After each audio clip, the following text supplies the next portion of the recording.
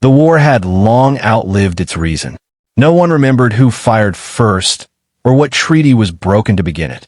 Somewhere across the stars, in ancient ruins and broken transmission logs, the answers may still have existed.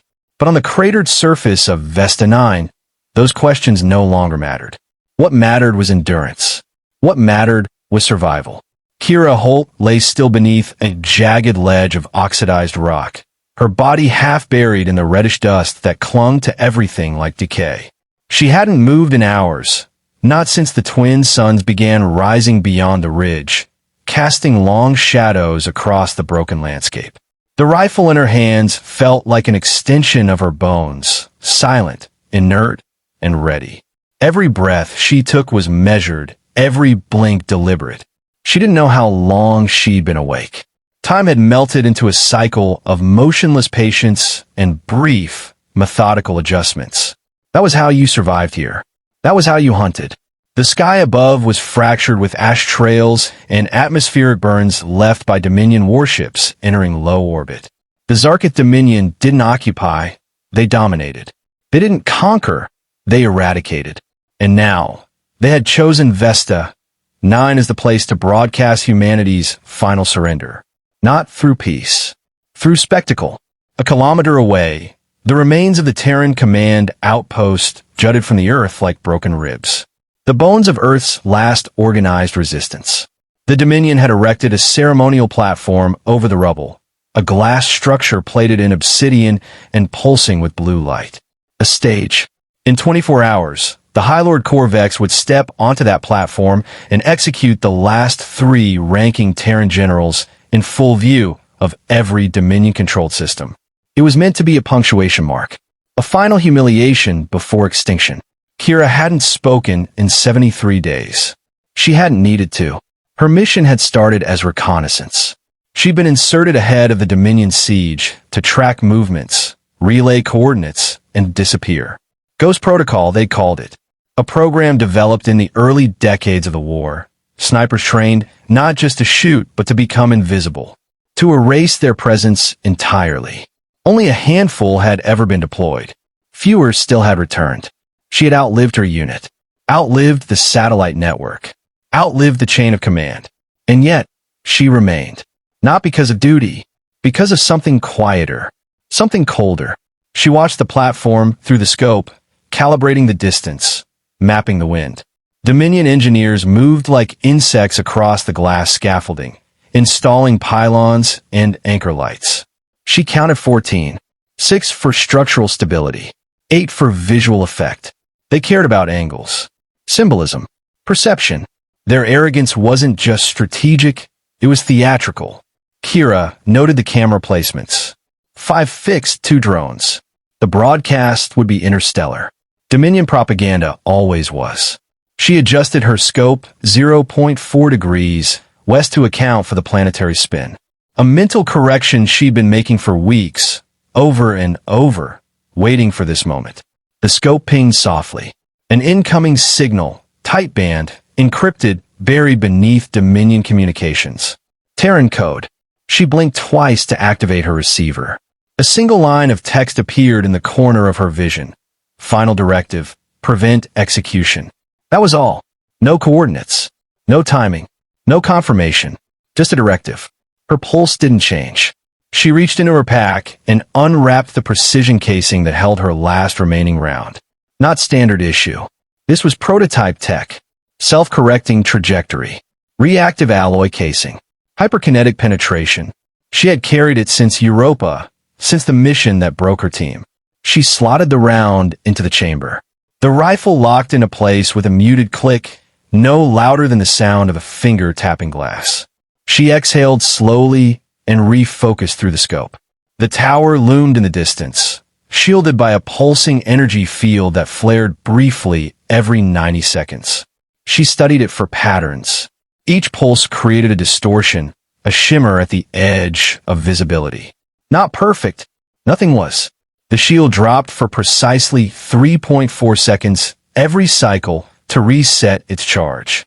She watched 5 cycles, measured the timing, calculated drift. The tower's primary podium was centered beneath a banner that read, In Dominion script, endurance is futile. It would be the last thing the generals saw. Keira had trained with one of them, General Thorne. He'd taught her to shoot between heartbeats, to listen to wind the way a sailor listens to the sea. He once told her, "Wars are won by armies, but empires are ended by ghosts." She hadn't thought of that line in years. Now it surfaced uninvited. A Dominion dropship howled across the canyon, stirring dust into the wind. She froze, eyes closed, body pressed to the ground. The vessel swept past without stopping. They weren't scanning this sector anymore. They had already searched it, assumed it dead. Her heat signature was buried beneath reflective mesh and local ash. Her pulse remained steady. She resumed tracking. The sun shifted, light crawling down the side of the ridge in long, slow fingers. She positioned herself perfectly. The sun would be behind her when the execution took place. Wind currents were steady. No atmospheric anomalies. No animal interference. Keira adjusted her sight once more, then leaned back slightly and removed a small object from her pouch, a brass coin, worn smooth by time and friction. She placed it on a flat stone beside her. Not superstition, a habit, a weight. She had carried it through every mission, never flipped it, never lost it. She had once told herself she would spend it when the war ended. That had always seemed like a joke. Now it felt like a promise. She lay down again, rested her cheek against the cold composite of her rifle, and watched. 3 Dominion officers stepped onto the platform. Trial run. Keira tracked their movement, the angle of their heads, the way they adjusted their uniforms. The Zarketh always did trial speeches before the real ones. Practice executions. Theater. She measured the distance again. 3.8 kilometers. No wind correction needed. She shifted her grip, tightened the sling around her arm. Her finger hovered near the trigger. Not ready to fire. Just prepared. The moment hadn't come yet. But it would. And when it did, she would be ready. Keira woke in darkness. Not because it was night, but because the twin suns had dipped below the dust storm's edge, casting the canyon in a strange, static twilight. Her eyes opened slowly, every nerve tuned to tension. She hadn't moved all night. Her breath was shallow, heartbeat calm, skin soaked with condensation trapped beneath the thermal mesh. The world smelled like scorched copper and dry stone. Her muscles ached, but pain was background noise now. The body adapted. What didn't adapt died. The scope was cold against her cheek. She adjusted her position by a fraction of an inch, just enough to relieve the cramp forming in her calf. In her field of view, the Dominion stage now swarmed with activity. Hundreds of Zarketh soldiers moved in rhythmic precision, preparing for the live execution. Broadcast pylons blinked in sync, and long, black banners unfurled from the fortress walls, each bearing the 6-pointed symbol of Dominion conquest. At the base of the glass tower, a cluster of Terran prisoners stood chained, heads bowed. Keira zoomed in. Her pulse didn't quicken, but something colder settled in her ribs. General Thorne, Admiral Reza, Colonel Graft. All 3 stood there, covered in bruises and dry blood, eyes sunken but unbroken. They were alive. For now. Her HUD synced with the orbital time stream. 47 minutes until the ceremony began. She checked wind speed. Slight cross breeze from the southeast. The heat rising from the metal rubble to her left would shift airflow. She made a mental note to adjust her aim 0.3 degrees downwind. There would be no second shot. That truth didn't scare her. It clarified everything. She reached for her water tube, took one measured sip. Not because she was thirsty, but because her throat would need to be steady. She blinked once to bring up her ballistic overlay. The shield around the tower still pulsed at intervals, 3.4 seconds of transparency every 88 seconds. She had already calculated the next 10 windows. The round would need to pass through one. The Dominion believed their timing algorithm made the shield invulnerable. But they had never designed it to withstand a shot from a human sniper who had waited 7 months to pull a trigger. Below, the crowd of Zarketh civilians and soldiers gathered like insects around a flame. Their voices were a low hum, static in her ears. She listened not for words, but for patterns. Timing, emotion, dominance. All of it would collapse in on itself the moment their High Lord fell. Corvex appeared again, now armored in ceremonial black steel, helmet retracted to reveal a face of bone-white chitin and pale blue eyes that flickered like embers. He moved with slow confidence, savoring each motion. He had no reason to rush, no reason to suspect. The war was won. Earth was broken.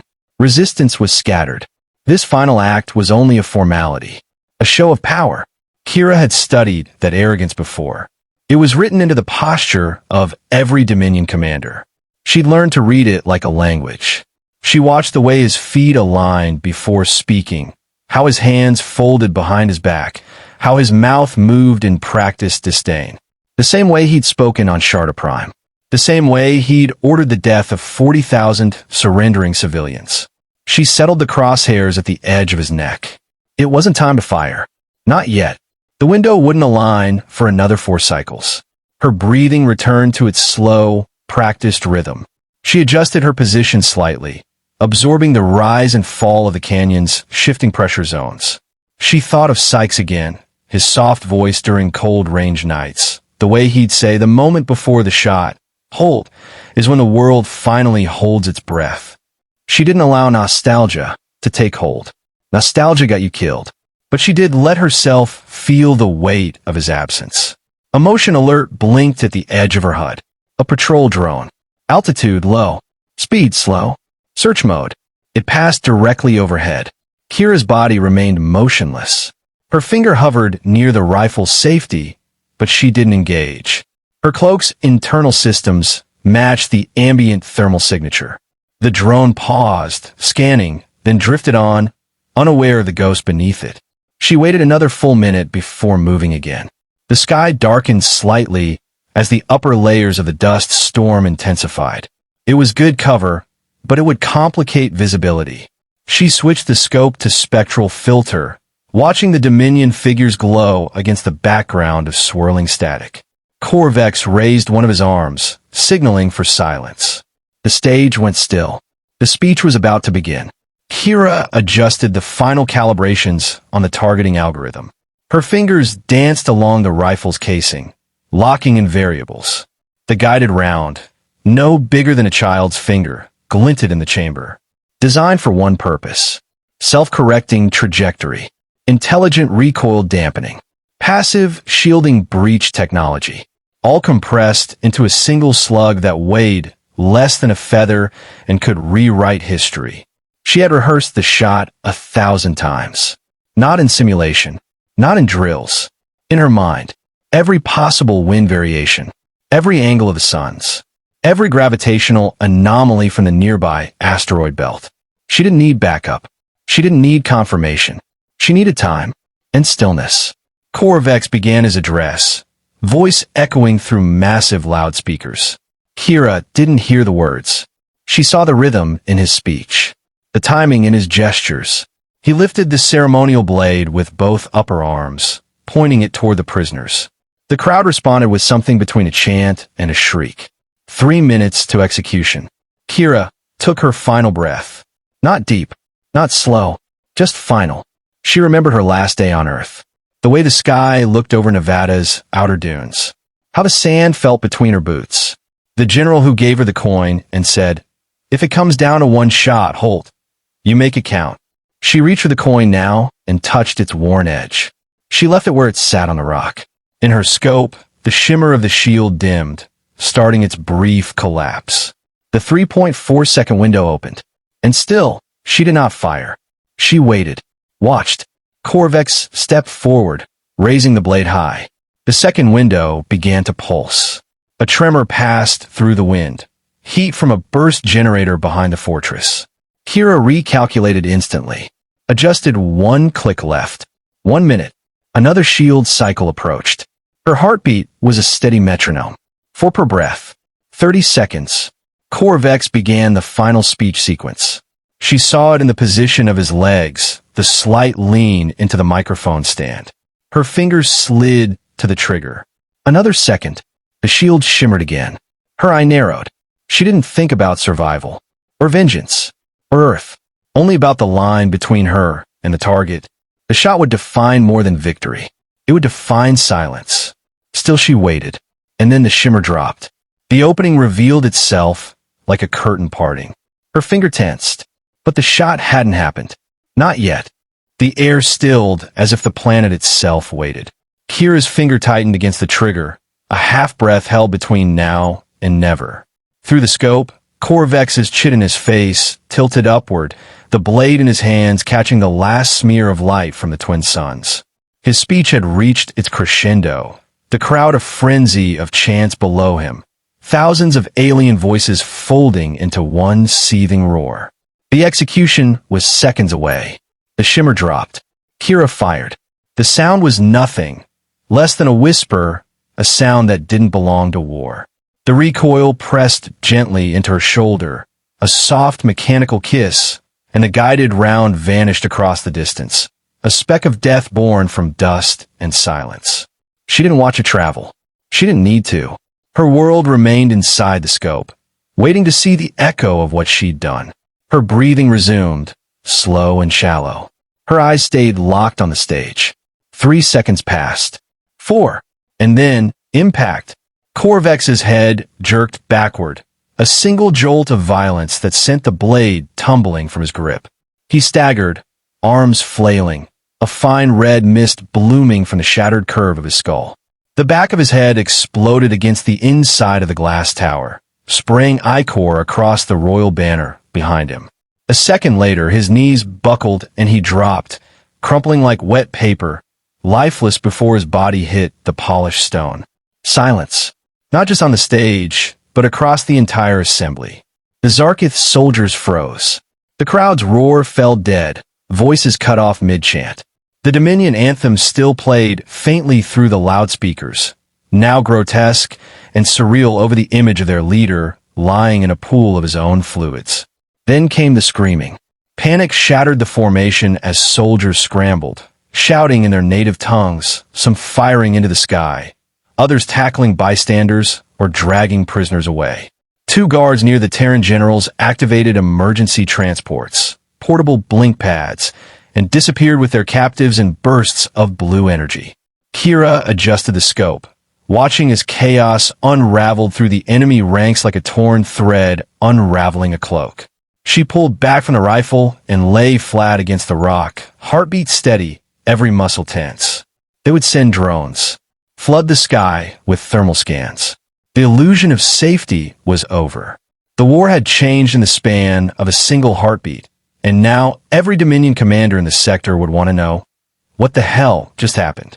Keira crawled backward, inch by inch, until she reached the camo shroud and began dismantling her rifle. Each movement was mechanical, drilled into instinct. The casing broke apart in 5 segments, each one sealed and stashed into separate compartments on her belt and pack. The final step, she slid the brass coin into the spot where the round used to sit. She had counted on a 5-minute window before patrol response. She was wrong. 3 minutes later, the drones arrived.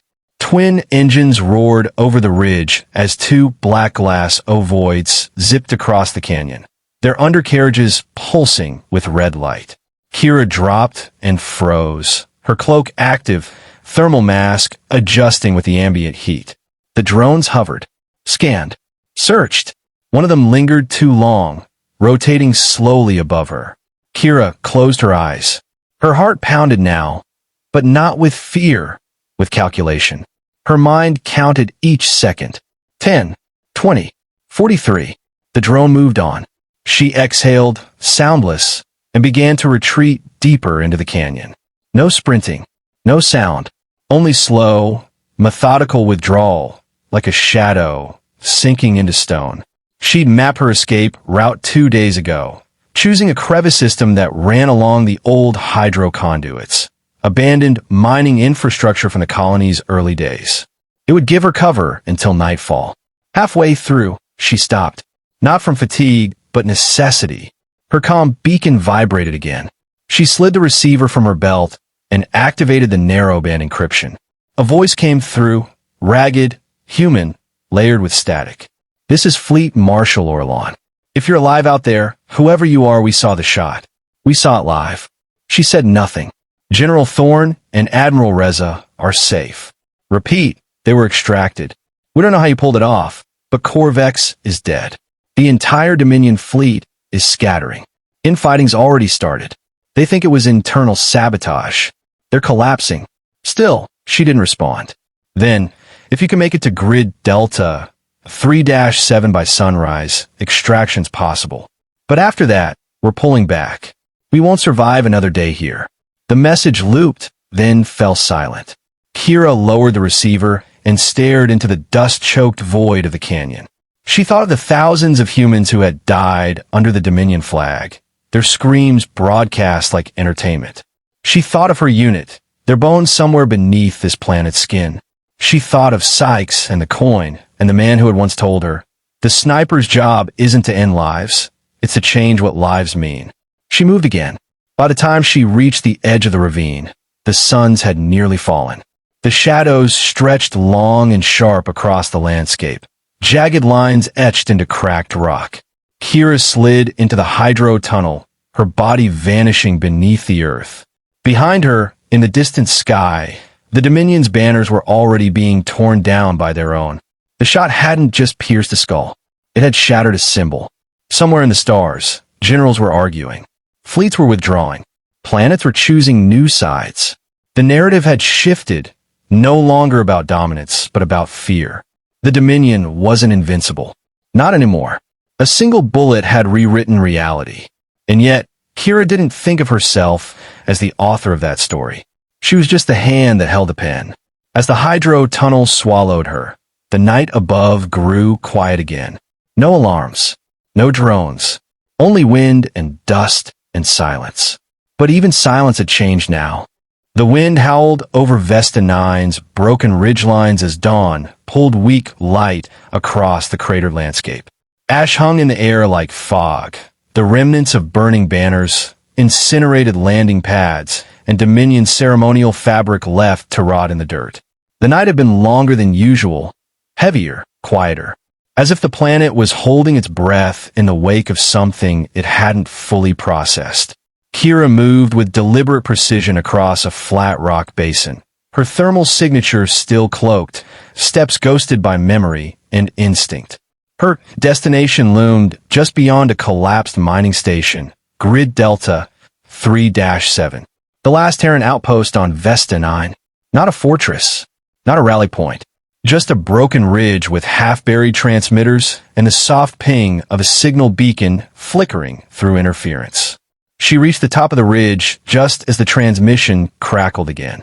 Inbound dropship in 3 minutes. Prepare flare or visual mark. We're not circling. She didn't respond. She crouched beside a scorched relay node, dug into her pack, and pulled out a tattered signal cloth, bright orange, stitched with the Terran crest. She unfolded it with steady hands and laid it flat over a reflective sheet, anchoring it with broken rock. The movement felt ceremonial, like a final note in a symphony she didn't remember writing. Then she waited. A low rumble touched the edges of the wind. Not thunder, not tectonics. A ship, heavy, rotating thrusters firing in rhythm as it broke through the cloud ceiling. Keira's eyes followed the dull shimmer above as the dropship descended. A wide-bodied vessel patched with carbon scoring and field repairs, engines coughing black smoke as it lowered over the ridge. It didn't land. The ramp extended midair for meters above the rocks. Ropes dropped. 3 soldiers rappelled down, each in battered recon armor. The lead soldier turned toward her, visor lifting. His face was angular, worn, scarred by years in the field. His voice was rough but clear. "Sniper Holt." She nodded once. He stepped forward. "Marshal Orlon wants you off this rock. Now, we got 7 minutes until orbit's contested." Keira said nothing. She handed him a sealed canister from her pack. Inside, the recorded scope footage, trajectory logs, and targeting data. Proof. The kind of data that could silence debate across hundreds of planets. He stared at it for a moment. "You're not coming? I'll make my own way off-world." "Ma'am, you don't have a ship. Dominion airspace is still hot. Whatever you did yesterday cracked their skulls wide open. They're bleeding, but they're not dead." Her expression didn't shift. Extraction was never part of the mission. He hesitated. "You're a ghost, then?" "I was." Another voice cut in through the soldier's earpiece. "Wrap it up. We've got movement in low orbit." The soldier looked at her one last time, then took the canister, saluted without fanfare, and climbed the rope back into the ship. The dropship engines flared.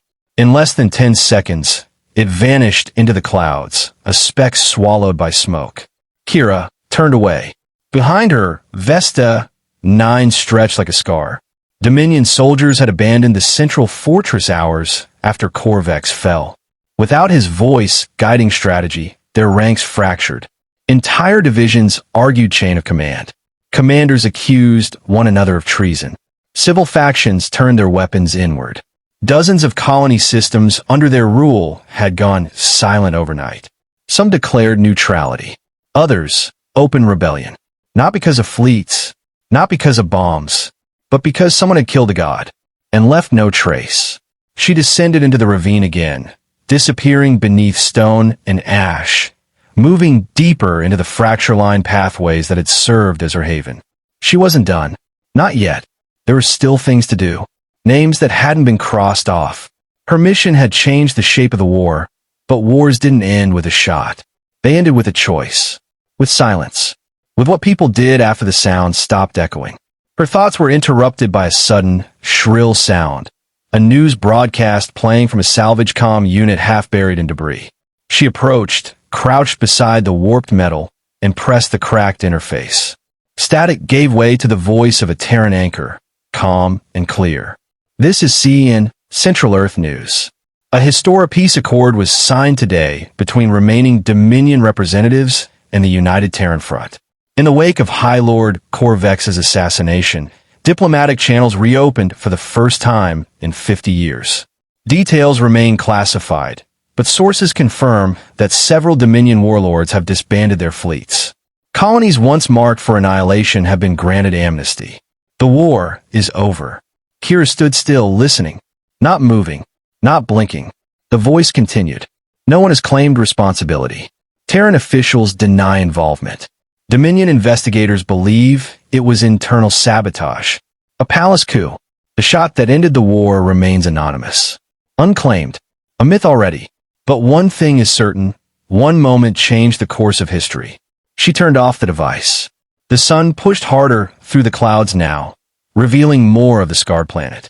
The wind carried no sirens, no ship engines, no cries. Just quiet. And within it possibility. Keira made her way toward a cave mouth where she'd stashed supplies. Enough food for 2 weeks, a solar thermal battery, and a secondary weapon. A compact pulse rifle, untouched since she landed. She brushed dust from the casing and sat on the edge of a rusted support beam. For the first time in a long while, she didn't feel the weight of the rifle slung across her back. She felt only the coin in her pocket, the one she'd carried into every crawl, every scope alignment, every countdown. She held it in her palm and stared at the worn surface. The edges smooth from years of sweat and survival. It meant nothing to anyone else. But to her, it had always been a reminder. Your life is one shot. Make it count. She closed her fingers around it and tucked it away. Somewhere out there, people would tell stories. Some would say it was a Terran prototype weapon. Others, a Dominion betrayal. Maybe someone would claim a ghost sniper did it. Maybe they'd forget her name entirely. She didn't care. She hadn't done it for the record. She'd done it because someone had to. One shot. No glory. No flag. Just silence and what it allowed to grow. And somewhere, beyond Vesta 9's fractured skies, the galaxy began to breathe again.